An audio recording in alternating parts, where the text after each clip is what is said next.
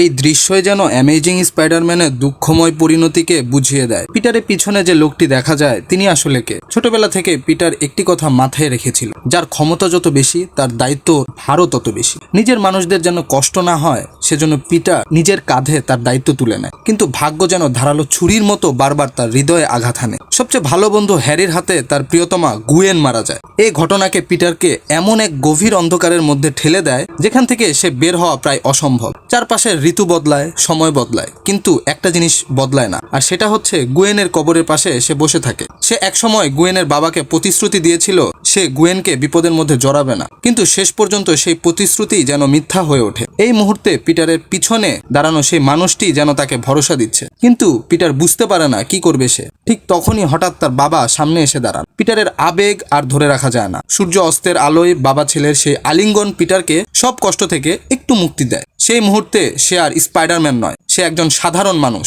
অন্তহীন একাকিত্ব থেকে বেরিয়ে আসা পিটার পার্কার। আপনার মতে এই ঘটনাটি কতটা হৃদয়ে স্থান করে নিয়েছে সেটি আমাদের কমেন্ট করে জানান।